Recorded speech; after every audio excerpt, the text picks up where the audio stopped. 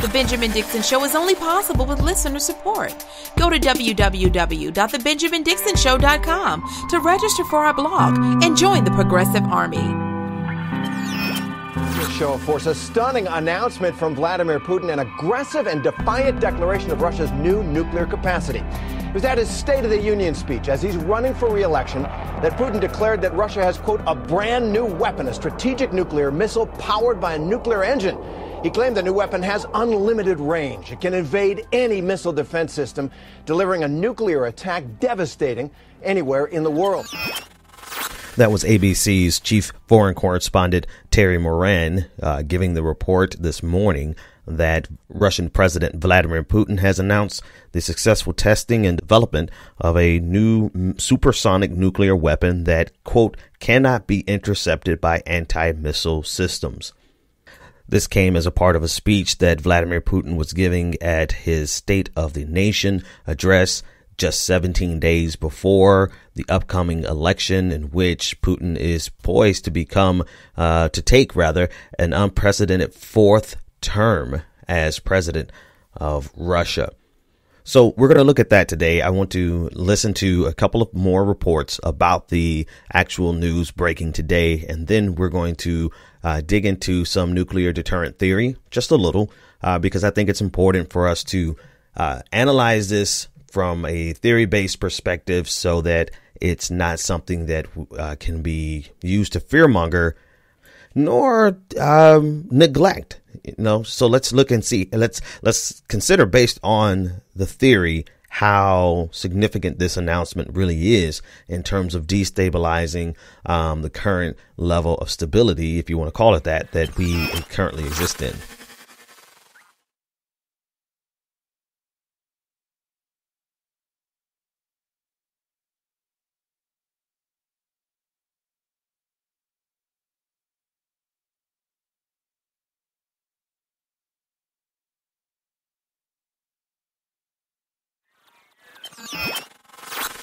Again, that was ABC News. This is a report from NBC News, a quote of Vladimir Putin. He said, quote, I want to tell all of those who have fueled the arms race over the last 15 years, sought to win unilateral advantages over Russia, introduce unlawful sanctions aimed to contain our country's development.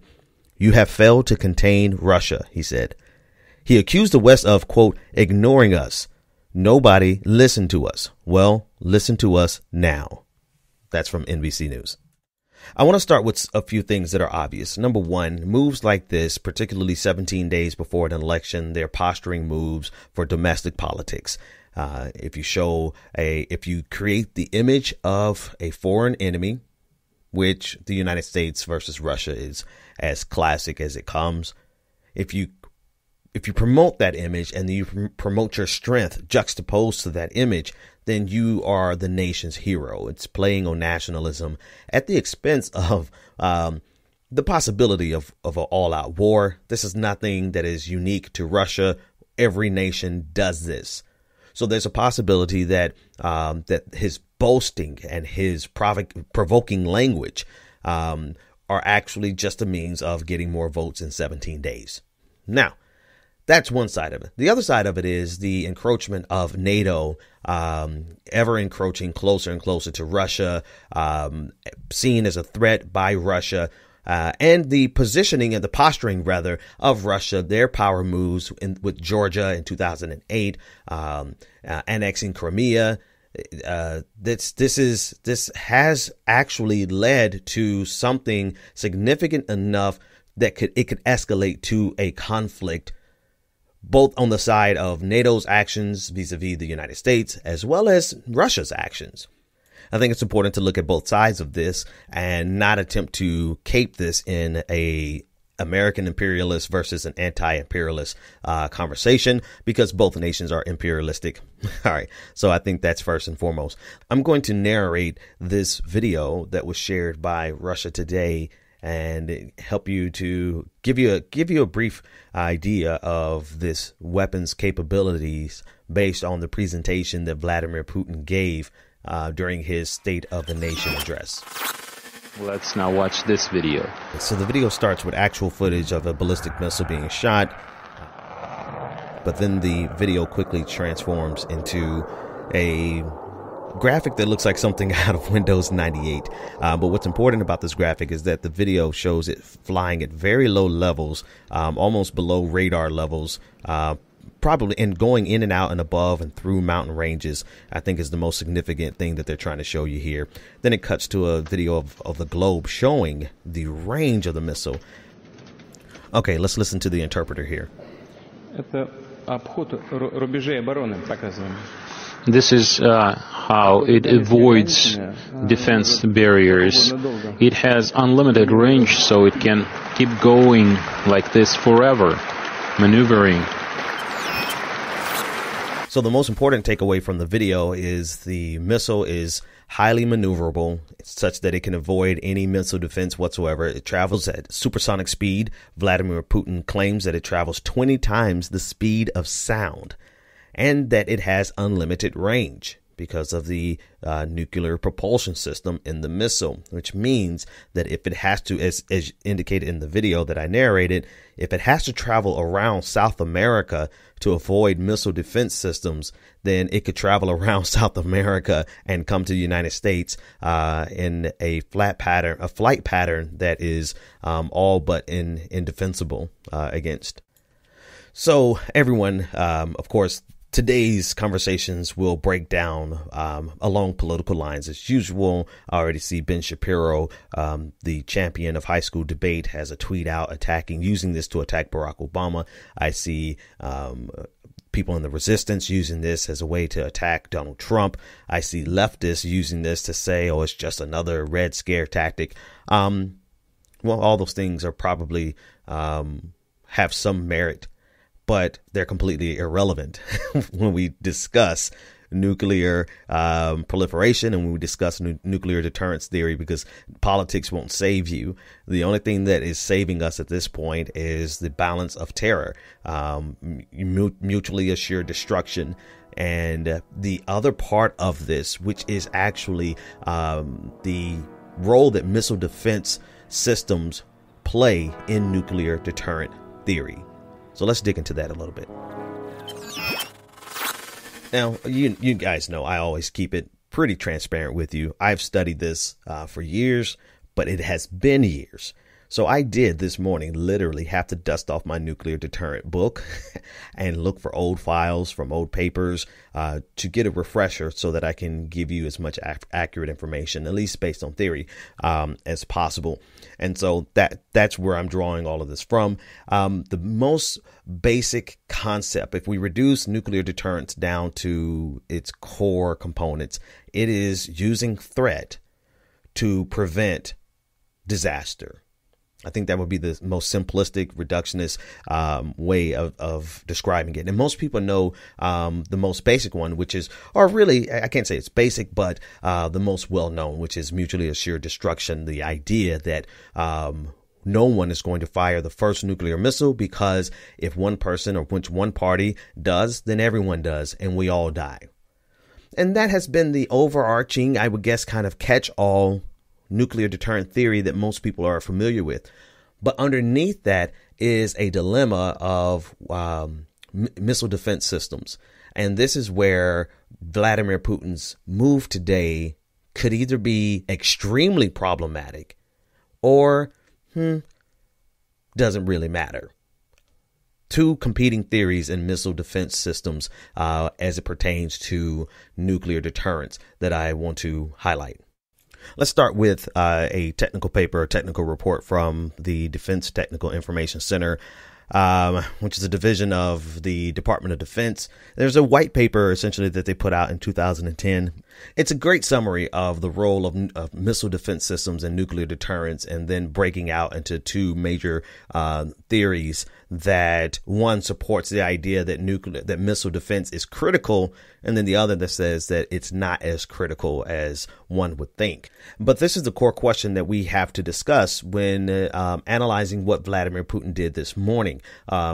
Which theory do we believe is most realistic in terms of describing the real world? The theory that says missile defense systems are critical, or the ones that says that it is not as critical? And then number two is really what do world leaders actually believe? Which of these theories do they actually believe? All right. A paragraph from this white paper, quote, missile defense systems add another variable to a potential adversary's calculus. Inherent in the cost versus benefit equation is a calculation of probability of incurring that cost and probability of achieving that benefit. Stick with me. I'll explain it more in a minute. It continues. If a potential adversary calculates that the probability of incurring the cost of assured destruction is low, or an irrational actor decides that they do not care, then they are less likely to be deterred. This is the most important sentence right here. Missile defense systems help rebalance that equation by lowering the probability of achieving any benefit from a ballistic missile attack through destruction of that missile. In the long term, missile defense systems also create additional costs for an adversary. Okay, so let me break that apart. Basically, what they're saying is that in a potential nuclear conflict, cost versus benefit, basically a cost analysis. If we launch, how much is it going to cost us? You determine that based on the nation's ability to retaliate, the nation that you're attacking, their ability to retaliate, or their ability to stop your attack. So that's where you get into offensive and defensive deterrence. Does the United States have the ability to retaliate in full and to completely destroy us? Then the cost of attacking the United States is too high for us to even take. If they can't retaliate in full, then it doesn't matter. Let's just blow them the hell up. So this is why it's been important for the United States and every nation with the nuclear weapons to maintain a nuclear offensive position. Defensive position also reduces the amount of impact and the amount of damage a nuclear attack can hit us with. And so this changes, like the paragraph said, this changes the calculus. And this is where Vladimir Putin's change today could be a game changer, because now it takes away, ostensibly, or at least the claim is that Vladimir Putin has now taken away the United States' ability for defensive deterrence, for us to be able to shoot down his missiles. So now they're saying the belief is that anything that they shoot from Russia to the United States is going to hit, because the United States cannot defend against it. That's a powerful claim. Whether or not it's an actual, a real thing, I'm sure our guys are studying it. Our analysts are looking at it right now. And actually, I'm sure they knew this before the announcement came out. At least they better have. But whether or not it is actually possible, it is the idea of it that is almost as powerful. If you remember the Star Wars program from Ronald Reagan in the 80s, we really did not have the technology. No, I'm sorry. We absolutely did not have the technology that he was claiming that we had. But because he announced it and he threatened it and he put it into the international discourse, Russia, or the USSR at the time, tried to compete with an idea that we didn't even have fully developed, nor did we have the technology to implement. But it was a key component in the defense spending of the USSR in the 80s. And that overspending actually was one of the components of the demise of the USSR. So even if Russia's announcement today isn't reality, there's still implications. There's still an impact that can be felt with the mere claim. And so, again, just to reiterate, the core claim here is that America's nuclear deterrence theory is significantly weakened because we don't have a defensive deterrent anymore with these 20 times the speed of sound weapons that have unlimited range and the ability to circumnavigate the globe through rough terrains at a below radar level. I mean, this is a hell of a claim when you're thinking about defensive deterrence theory. All right, so the competing ideas here are really old, from 1950s Rand physicist Herman Kahn.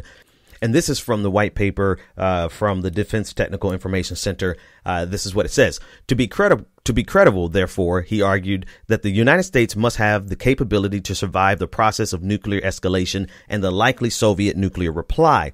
Kahn believed this credibility would be gained in two ways. First, it would be through a robust offensive capability capable of large-scale destruction of Soviet civil society and military forces. This is the most important one right here. The second and most important, well, okay, They say it's important too. Was through a highly capable air and ballistic missile defense system capable of dramatically limiting the effectiveness of a Soviet attack on the United States.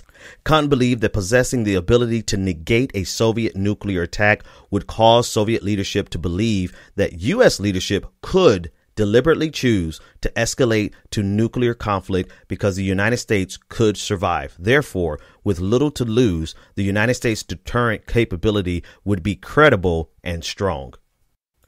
The other school of thought, which is completely opposite to that of Khan, came from Thomas Schelling around the same time of Khan's theory.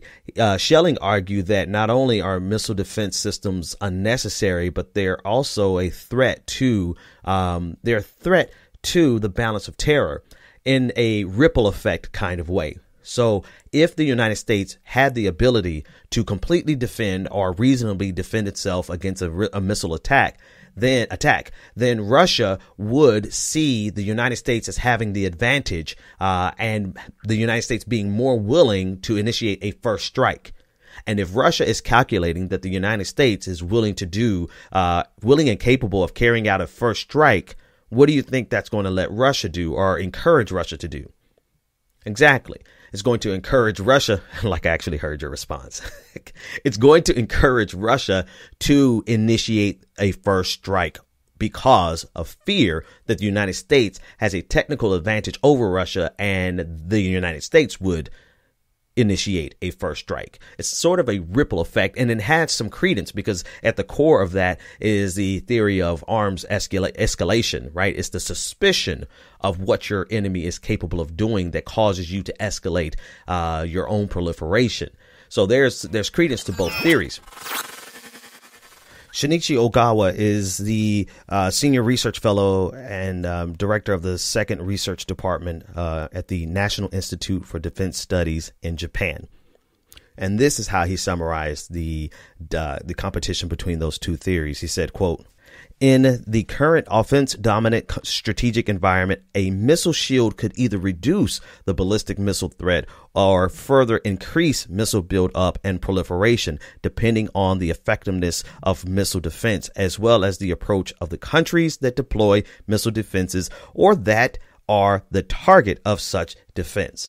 So that's the framework. That's the framework and the lens through which I'm looking at Vladimir Putin's move today, because Vladimir Putin's move today really, if true, seeks to invalidate the effectiveness of missile defense.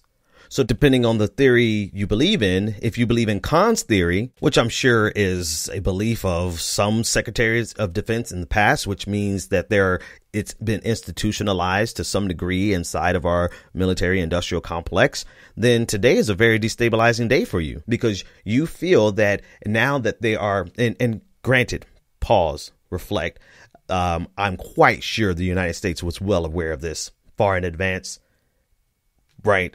I fully expect if they're spying on Black Lives Matter, they sure as hell better be spying on Russia's nuclear capabilities. I'm just saying. Okay, but let's say they just found out this morning. Okay, this is a destabilizing morning in the sense that your belief is that a missile defense system is critical to nuclear deterrence. And now Vladimir Putin has the capability to completely avoid your nuclear defense capabilities, your missile defense capabilities. Now, if you're in the Schelling category, then today is not that destabilizing because you're of the firm belief that missile defense systems can actually undermine nuclear deterrence theory. So granted, this is if there's a nuclear deterrent professional who's listening to this, they're going to be like, this is so reductionist.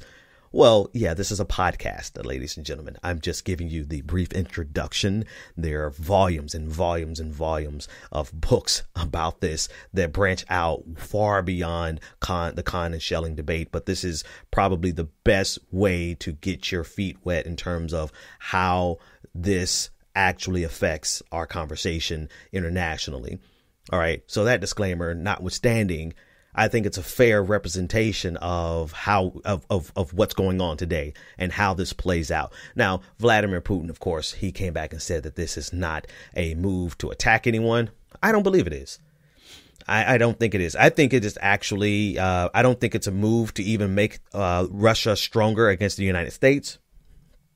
I'm of the firm belief that this is a political move to encourage his win in 17 days. That's what I think this move is about. To that end, the professionals, they have to take all these things into consideration. And this is obviously going to cause an escalation in the United States, proliferation in technology, underneath the proliferation. We're going to seek more capabilities to counteract this missile. That's just a natural escalation. And if we don't already have these capabilities, we're going to seek to get these capabilities. That's just a natural outgrowth of escalation, especially when you have President Trump, who has said that he wants to modernize our weaponry. And I think the best way to summarize it would be from the ABC report that we started with. President Trump's also called for greatly strengthening U.S. nuclear weapons. So I guess welcome to the nuclear arms race of the 21st century. And to that end, I cannot end this podcast without some commentary. We take for granted the stability that we do have. And when you have, the game changer in any theory, irrational actors. We guarantee, we hope, we calculate based on rational actors, people who can look at the ensuing destruction from a nuclear attack and say, it's not rational to even entertain it. Let's prepare for it. Let's create deterrence to it, but let's not engage in it, right? Because the cost is too high. Rational simply means that you look at the costs and the benefits and make the same decision that any other rational actor would. I have the feeling that we have irrational actors at the control of our nation. I'm certain that we have an irrational actor in North Korea. I'm less inclined to think that Vladimir Putin is an irrational actor. I just think that he is a strong man who's willing to push the envelope and may appear irrational, but at the end of the day, it has played out, at least in all of his previous administrations, it has played out in a rational fashion. But I'm not quite sure about President Trump. And I've checked his timeline. No official tweet from the president of the United States with regard to Vladimir Putin's announcement this morning. I'm sure he's having to take a moment to actually think this statement through, because here's President Trump's dilemma. He can't possibly say nothing. He might want to say nothing, just like he doesn't want and didn't implement the sanctions against Russia, whether you approve of them or not. I mean, it shows you his disposition towards Russia. So in this case, this is a provocation. He can't not say anything. I mean, actually, I'm thinking as I go, maybe that is a strategy to just say nothing. Now, politically, domestically, that's going to be a massacre for him politically in American politics. But in terms of geopolitics, not saying anything is most certainly a strategy to consider. But I'm wondering what he's going to say. So we may not find that out until tomorrow's podcast. In the meantime, let's listen to some voicemails.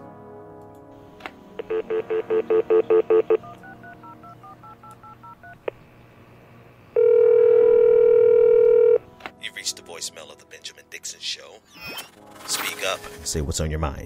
Hi, Ben. This is Jamie, editor of ProgressiveArmy.com. I just had to say, man, your show today was amazing. It hit me everywhere. Yeah, that first segment made me ugly crying. I'm not sorry about it at all. Because it means that I'm still human, man. These kids from Stoneman are heroes. And they're not messing around. I mean, I hope they keep hitting us where it hurts. Because every day that passes that we do nothing, we're failing. We're failing them. And we need to stand with these kids. And your second segment, about Russia cleared a lot of things up for me, man. And I just got to thank you for that. And that's what I've always appreciated about your show, man. You offer more nuance and information in 5 minutes than most 24-hour networks run all day. Thanks, Ben. Hey, Jamie, thanks so much for the call. It always means a lot to hear from listeners, but it means something to hear from the Progressive Army team. Jamie is an editor for ProgressiveArmy.com, and she's been with us for a while.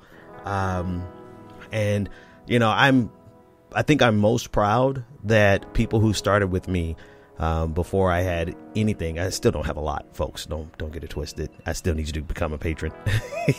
But people who started with me 3 years ago, they still believe in my work. That really means a lot. I've had falling out with friends, but we're still together. We've had disagreements, but the core team still really believes in the work that I do. And that means a lot. I can't reiterate that enough, because that means that I haven't lost focus of why I got into this. And that means that I'm still saying things that are meaningful to people who've been with me the longest. So all in all, I really appreciate all of the new listeners, but I really appreciate the people who've worked with me very closely, who can still see the value in my work. So thanks so much for that voicemail, Jamie. Let's listen to a very negative voicemail now. Hey, my name is Brandon from Augusta, Georgia. I just needed to make a comment on the bald-headed black man. I forgot your name. All I need to say is let her finish, let your co-host finish her complete thought. I find myself screaming, shut up at the TV, because you keep cutting her off in the middle of her point. Let her finish her thought, because we already live in a world where men dominate the industries. She lets you finish your thoughts, so it is only right that she finishes hers. That's all I have to say. Y'all doing a great job. I don't really need what I just said on air. And y'all have a good day. Oh, no, you're going to get this on air, Brandon of Augusta, Georgia. First of all, the bald-headed dude on the now defunct and no longer broadcasting Like It or Not on Content News. My name is Benjamin Dixon. Put some respect on my name. Not seriously. But, you know, hey, you seem overly enthusiastic about making sure that Rebecca's voice is heard. Let me reassure you of something. Rebecca Azor knows how to make her voice heard over and above anybody else's voice. It's actually rather funny, our competition, to see who can actually finish their thought without being interrupted by the other, because both of us are very strong-willed. We actually have a running gag about that. So just so you know, Rebecca's got that under control, number one. Number two, I mean, you clearly haven't been watching our stuff enough to see the number of times that Rebecca just rams through my commentary. Like, oh my God, Rebecca just always has something. I'm talking to you, Rebecca, directly. I'm not even talking to Brandon anymore. Rebecca's always stepping on my comments. Get your hands out my pocket, Rebecca. But anyway, I only played that not to mess with Brandon, or not to actually discuss the conversation about me and Rebecca interrupting each other. I wanted to play that because yesterday I was I was at an event, and somebody just ran up to me and they were like, you, I've got to talk to you. And I know the guy who came up to me, and he was like, your show, your afternoon show with the girl, she is so funny. I absolutely love your work. Both of you, I love your work. You guys just keep doing what you're doing, etc., etc. And I'm laughing and I'm smiling. I'm enjoying the feedback, and you know, just seeing the glow in his eyes. He said that he got it from his god sister. They really, really loved our work on Like It or Not Content News. But I had to break the news to him. Content News is no more. Like It or Not will be, though.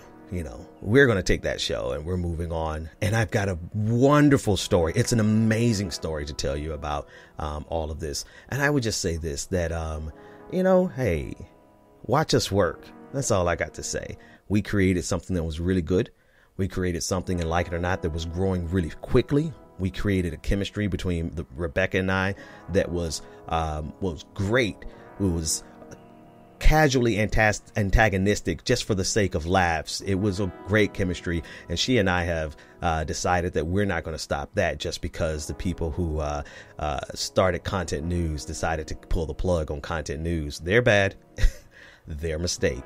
But if you want to know what happened, again, I'm going to pimp the story. I know it's tacky, but I'm going to pimp the story. If you want to know what happened, the first people who's going to know will be patrons next week sometime. I think next Saturday, to be more precise.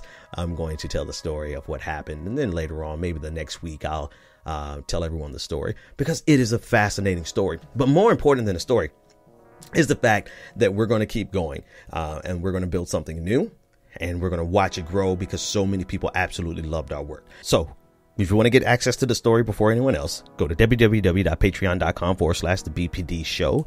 I am completely shameless with my plug at this point. Why are you not a patron? This show is top notch, top quality. Like Jamie said in the first voicemail, you get more nuance in 5 minutes than you get in 24 hours of mainstream media news. Go to www.patreon.com/the BPD show and become a patron. I will see you tomorrow. The Benjamin Dixon Show is only possible with listener support. Go to www.thebenjamindixonshow.com to register for our blog and join the Progressive Army.